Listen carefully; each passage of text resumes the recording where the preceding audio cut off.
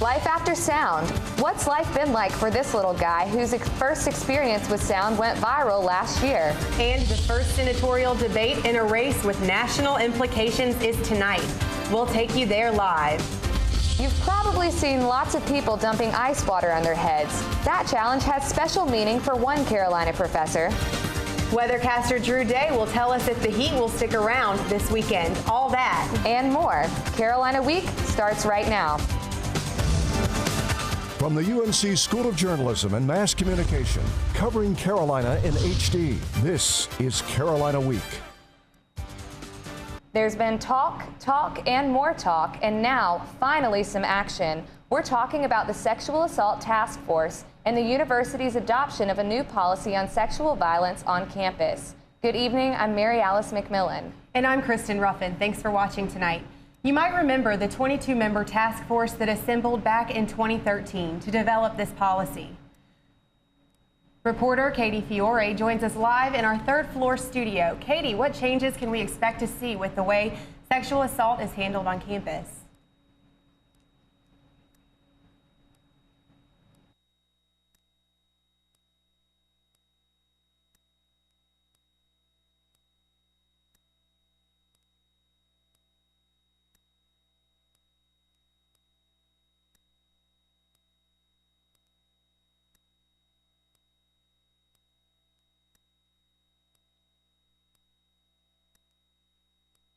UNC has adopted a revised policy on sexual assault and discrimination.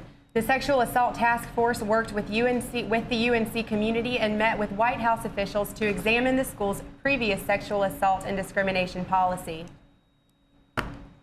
The policy looks at aspects like the process of reporting and filing cases, finding support and response outlets, initiating investigations, we created a really clear delineation around what's a confidential support service and what's a reporting space here on campus, and we really created an adjudication system that's fair and balanced so that all parties know what to expect when they're moving forward.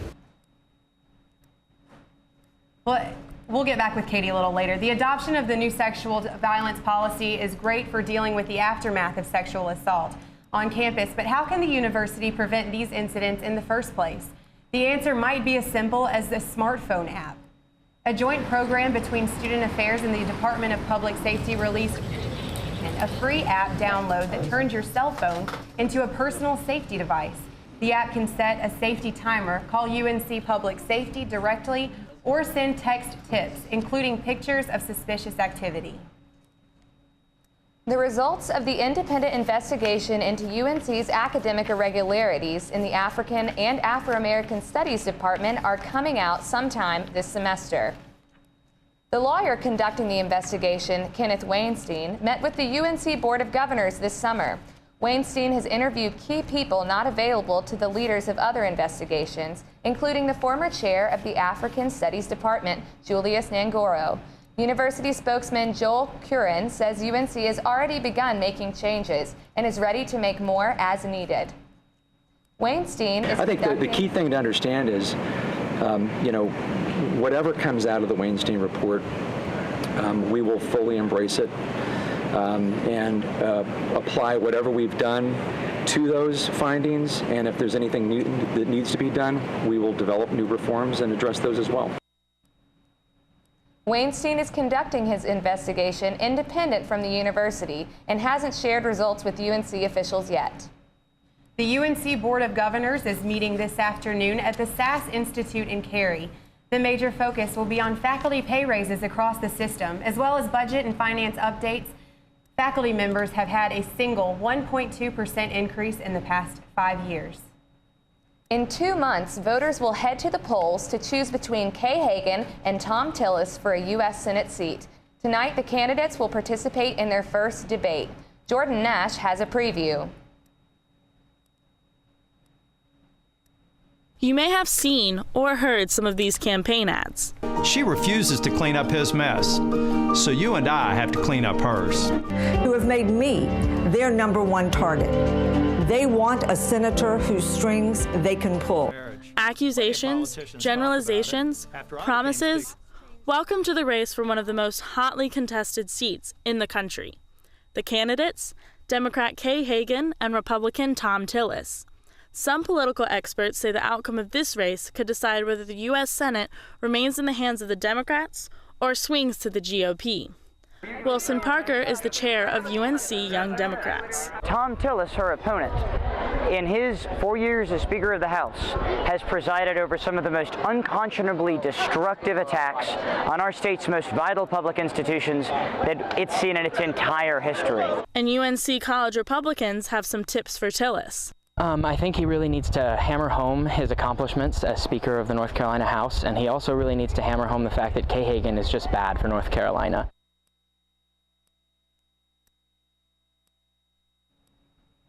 The debate tonight will be broadcast on more than 30 stations in North Carolina. CBS anchor Nora O'Donnell will moderate the debate. The North Carolina Association of Broadcasters will sponsor another debate in October. UNC is taking biomedical and computer technology research out of the lab and into the market, earning more licensing revenue than ever. The university began allotting funds for new technology businesses years ago, and it has paid off. This year, UNC has earned $7.9 million in revenue, nearly double what it earned in 2009.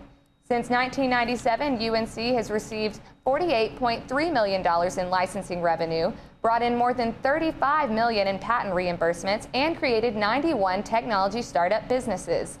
The Office of Technology says the university will channel the revenue back into more research and development.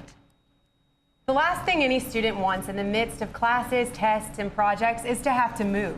Some students could be facing multiple moves. Jacqueline Lee reports. Senior Brenna Sukier doesn't have much luck when it comes to housing. At least, not lately. Last fall, she had to leave Cobb Dorm for a semester because of a fire. This year, she leased a new apartment with Lux. You know, the fire happened right in the middle of midterms, and this was kind of frustrating coming back for senior year and having this sort of be an issue right away. The issue is that her new apartment wasn't ready at the start of the semester. She has temporary housing, but she's 4 miles away instead of being within walking distance of campus. The shuttle's probably been the most frustrating part of this whole ordeal. They're just a little unreliable. Sophomore Stuart Lister says the shuttle is always late and she frequently has to wait up to 40 minutes for it. I shouldn't have to wake up an hour and a half before my class and get on the bus an hour before to make sure that I'm there on time. Lister is an ROTC student. She has physical training at 6 a.m. every Wednesday, but with the shuttle running no earlier than 7 and no access to a car, she's had to pay for a taxi. Lux CFO Mark Larson says his company has compensated students with $150 gift cards and says Lux is trying to finish construction as quickly as possible. There's a lot of movement going on at the site right now. There's finish inspections going in, final electrical, final plumbing. Lux recently released a statement saying some students can move into their apartments by September 5th. Everyone else needs to move into UNC housing for an expected 2 to 3 weeks until their apartment is ready. When Sukier moves into Lux, that will be 4 moves in just 2 semesters. I'm Jacqueline Lee for Carolina Week. Students moving into UNC housing will receive $400 gift cards each week until their apartments are ready, and Lux will pay for all moving expenses. After the break, a year of firsts. We check in with this little boy 1 year after having a life-changing implant. Be sure to check out Carolina Week online at carolinaweek.org. Connect with us online by liking the Carolina Week Facebook page and following us on Twitter at Carolina Week UNC.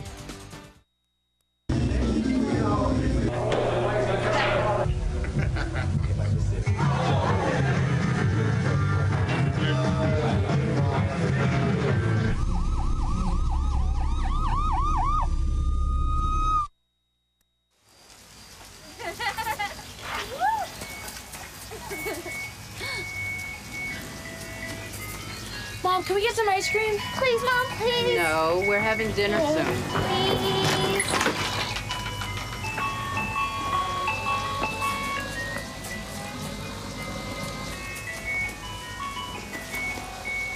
You don't have to be perfect to be a perfect parent. There are thousands of children in foster care who will take you just as you are.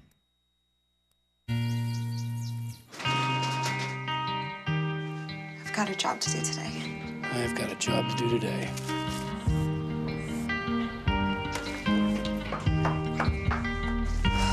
Have a good first day at work, Mom. Your donations to Goodwill fund job training programs right in your community. Feels good to start fresh, right? Sure does. And like that, you're a job creator.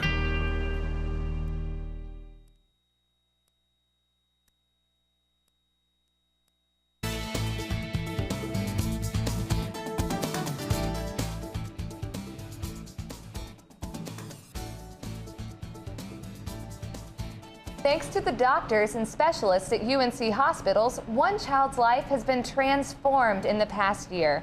I checked in with a 4-year-old from Fort Mill, South Carolina, who's developing his sense of hearing. Talk to him, Daddy. Daddy loves you.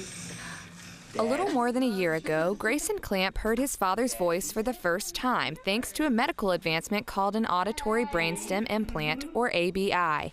Now he and his family are learning what life looks and sounds like. Nicole Clamp is Grayson's mom. He is a sweet, sweet little boy, very curious.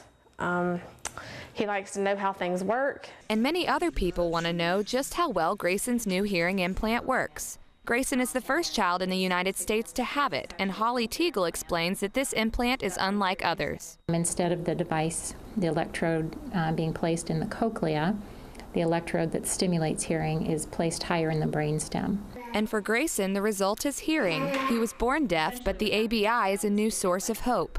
We really hope that having the ABI will help him be able to have intelligible speech. Because Grayson had never heard his own voice until a year ago, his vocal development has been slowed. He's still he's a rascal and a busy guy, but he's using sound meaningfully now, and he alerts to his name and to many environmental sounds. Hippo. There's still a lot to learn about how the implant really works with children, but at least for Grayson, it seems to be having a positive effect. It has, I think, enriched his life because he experiences things more fully. Even though Grayson has such a unique story, he really is your typical 4-year-old energetic boy. But the implant does seem to be making an impact on his life. So happy for that family.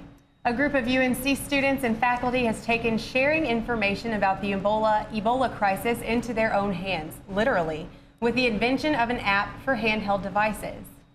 The Ebola virus in West Africa has reached epidemic levels, and doctors on the front line are struggling to contain it. A group of developers that includes UNC students and recent graduates have created an app to transmit precise, real-time data to doctors in affected areas. Turning that out to the public so that the public can know what's going on, so that journalists can have the latest information and share that with the world. I think people have not realized the scale of this particular outbreak and how it's larger than any other previous outbreak already. If you're interested in learning more about the app, it's available for download on all mobile devices. What would make otherwise sane people dump bucketfuls of ice water on their heads? A challenge to help others. Anissa Jabbar reports. We've accepted the challenge from Coach Roy Williams, and I think there was about 22 other people that challenged us, so our whole staff's going to do this. Tar Heels football coach Larry Fedora has done it, even Ramsey's. CEOs too, like the creator of Facebook. They've all accepted the Ice Bucket Challenge, and the videos have gone viral, giving amyotrophic lateral sclerosis a national platform it has never enjoyed before. Psychology professor Steve Resnick is a proud Tar Heel. I first entered Davie Hall when I was an undergraduate here. I took my first psychology course probably 1970 or 71. Doctors diagnosed him with ALS, also known as Lou Gehrig disease, in 2013. I used to be a very good tennis player. Now I can barely get my arm up that high, and taking something down from a shelf is not possible. Jerry Dawson is the president of the ALS Association of North Carolina. Awareness has been our biggest struggle over the years, and I'll tell you that's where we've really seen the needle move. And with awareness, there's hope. As a scientist with ALS, I see this as I have a somewhat unique perspective where I could perhaps facilitate better research. Research that now connects to a campaign of global supporters, including Resnick's Department of Psychology colleagues, simply by using buckets of ice-cold water. In Chapel Hill, I'm Anissa Jabbar reporting. Congress has cut back research funding partially because of the success of the Ice Bucket Challenge. The voice might sound familiar, but the message is new. UNC debuted its new advertisement at the home football game Saturday. It was this tweet that started it all. Provost Jim Dean responded to a complaint about a long-standing Minds on a Mission commercial. And 6 months after that tweet, UNC delivered on its promise of a new advertisement. What is it that binds us to this place as to no other? The new commercial features a familiar voice, that of former UNC student Charles Kuralt. That advertisement will be broadcast nationwide. For many students at UNC, the age-old question of what to do with unused flex dollars at the end of the school year used to mean use them or lose them, but that's about to change. Elizabeth Tu has a story. Hate losing your unused flex plan dollars at the end of the school year? Now you'll no longer have to rush to use them or lose them, thanks to a new meal plan feature with Carolina Dining Services. Unused flex dollars now roll over from year to year, up until you graduate. Director of Food Services Scott Myers says the new program isn't a new idea for CDS. It's been a point of discussion for years, and we just felt like we were in a financial position to be able to do that this year. Myers says this feature will allow students to put more money on their cards. So what do students think of this new feature? It's nice, it's flexible, you don't have to lose your money at the end, so it's a really good opportunity to save money. If I could be able to have more build up and not have to lose it, I'd put more on. There's really no point in not putting money on there just because I'm going to lose it if I get it back. I think the meal plan rolling over into the next semester is a great idea. It'll help students save some money, and it's good. Another new feature, students can also use their flex for vending snacks and beverages this year. Of course, if you don't use up those flex dollars at the end of your senior year, you'll forfeit the money. I'm Elizabeth Chu reporting. Last year, unused flex dollars accounted for 4% of total flex dollar sales. Of course, with this new feature, officials expect that percentage to decrease. While most students used Labor Day weekend to travel or visit family, hundreds of girls stayed in town for Sorority Rush, a 6-day process that ends tonight with the much-anticipated bid day. The girls spent up to 6 hours each day traveling to and from the 10 different Panhellenic sorority houses. They braved temperatures in the 90s as they waited to be invited inside. As they proceeded into the different houses, those who were already in the sorority paired with potential new members and went inside for conversation. Tonight, they'll find out which sororities they're in. And it might be September, but it certainly doesn't feel like it. Where did all this heat come from? Drew Day has the weather. That's up next.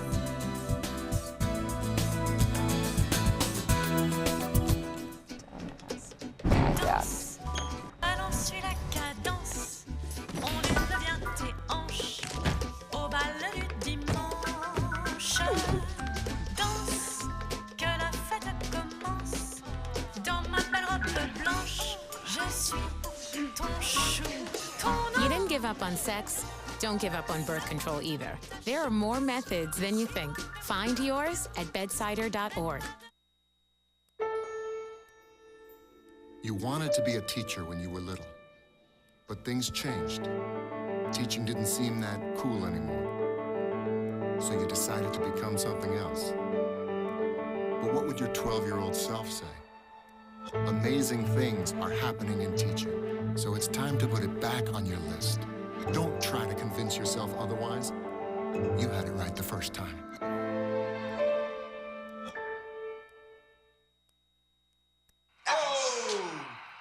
Checking your fantasy league? Nah, just my 401k statement. Nice. Where'd you find the money for that? I've just been saving a little every month. I can't seem to save anything. Well, what about all this? What about the money you're spending? What money? It's gone before I can get my hands on it. We got a pizza for a Todd? Hey, can somebody spot me? When it comes to financial stability, don't get left behind. It's 547. Get tools and tips for saving at feedthepig.org.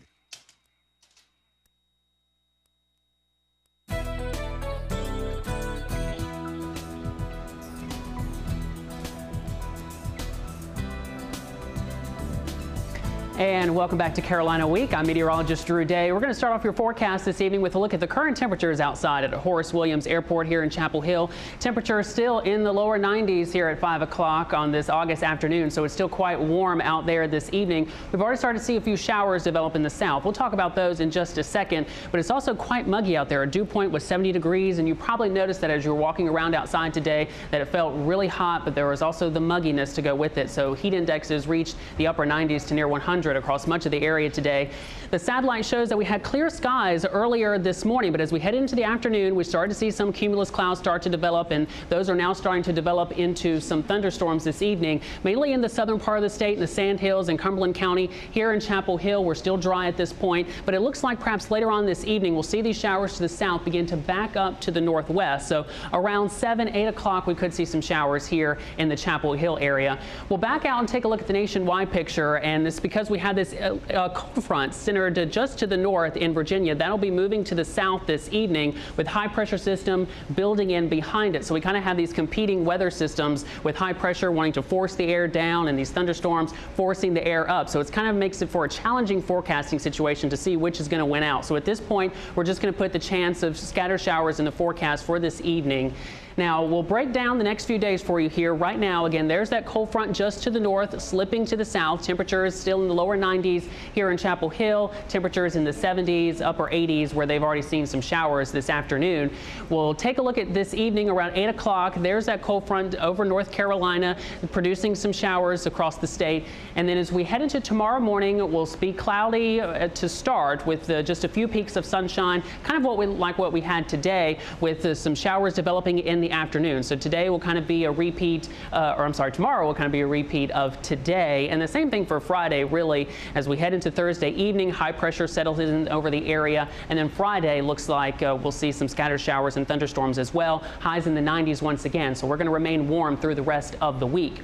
So overnight tonight, expect to see temperatures dropping down into the lower 70s, a possible thunderstorm again here in the Chapel Hill area around 7 or 8 p.m. this evening. Tomorrow afternoon, a high of 90 degrees with partly cloudy skies, another hot one out there, and breaking tomorrow down just a little bit further so you know what to expect throughout the day. Expect to see temperatures in the lower 70s, in the 80s around lunchtime, that high of 90 degrees, and then 85 by 8 p.m. So any evening plans you have tomorrow, again, we'll have some scattered thunderstorms. Just keep that in mind, but really not everybody is going to get wet tomorrow, so just keep that in mind. Now here's the 5-day forecast. We'll remain in the 90s right on through the weekend. 91 Friday, 90 on Saturday, but then another front will be moving through, so temperatures will be in the lower 80s and upper 70s as we head into next week. So it looks like we're going to be cooling off here, which is some good news. A little bit of a heat relief. We're looking forward to it. Thanks, Drew. All right, you're welcome. After picking up their first win, will the Heels be able to beat San Diego State for win number 2? Carolina Week Sports is up next.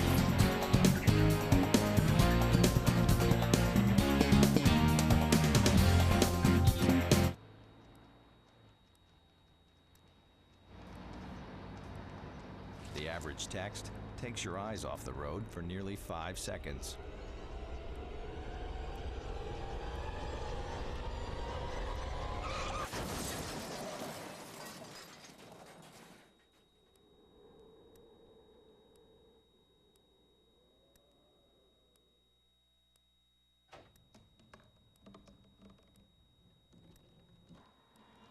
Everybody has a dream.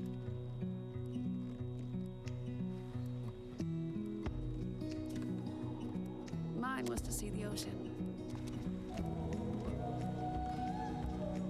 And with a little help, I made it.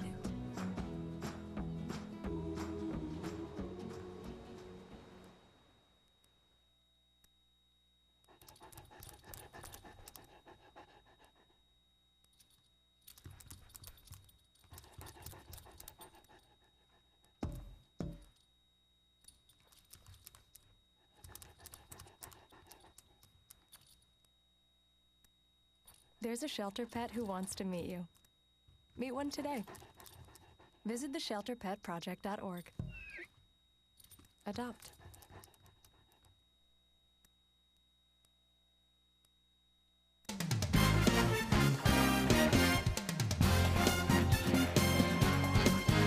Hi, Hi, and welcome to Carolina Week Sports. I'm Alana Albrecht. The big sport this weekend was the return of college football. Number 21 ranked UNC Tar Heels beat the Liberty Flames 56-29 Saturday. After the game, Fedora named Marquise Williams starting QB over Mitch Trubisky. While Williams underthrew a few balls, he looks ready for Friday against San Diego State. He said the Aztec defense won't affect the way the Heels play.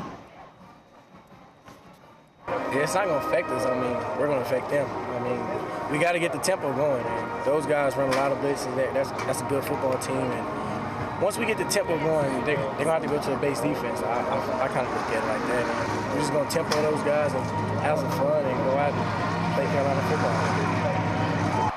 The Heels should continue to look to wide receiver Mac Hollins and linebacker Jeff Schottmer, who scored on this pick-6 Saturday. Starters Brian Walker and Daz Lawrence will be back on defense after suspensions kept them out of the opener. San Diego State is coming to Chapel Hill with a lot of energy and a lot of cash. UNC paid the Aztecs $950,000 to come play, and it looks like the Heels are going to get a run for their money. San Diego won the Mountain West Conference last year and smashed Buffalo at the Idaho Potato Bowl, their 4th consecutive bowl game appearance. The Aztecs have a winning record on the road across 3 time zones, so it doesn't look like they'll be affected by the time change. This will be the team's 2nd meeting since the 1998 Las Vegas Bowl. UNC won that game 20-13. Oh my God. The Heels take on the Aztecs 8 p.m. on Saturday at Kenan Stadium. Women's field hockey is off to a smooth start to the season with wins against Michigan and Iowa this weekend at the ACC Big Ten Challenge. Freshman Gab Major scored her first goal with Carolina, and a quick goal by Lauren Shealy, ACC Player of the Week, helped the Heels top Michigan 5-1. 5 different players scored for the Heels against Michigan, showing the team's depth and talent. Field hockey seems to consistently make a push for a championship without winning the big prize. Will this be the team to break through? The number 2 Tar Heels will travel to number 1 ranked Maryland Friday. It will be the first time the teams face off while participating in different conferences. Men's soccer also had an eventful weekend. The team beat California Friday 3-1 in the Carolina Nike Classic. Forwards Andy Craven and Tyler Engel scored with this goal, great celebration, and relied on a solid backline led by captain Osiu Kwanu and goalie Brendan Moore. The men fell to UCLA Sunday 1-0, but look to rebound Friday in Virginia against ODU. So it doesn't seem like Marquise Williams is too worried about Saturday. What do you think? You know, I don't think we should be worried about it either, Elena. I'm just hoping I can make it to the game. Thank you. Thanks so much. Think puppet shows are just for little kids? Think again. More about this crazy scene after the break.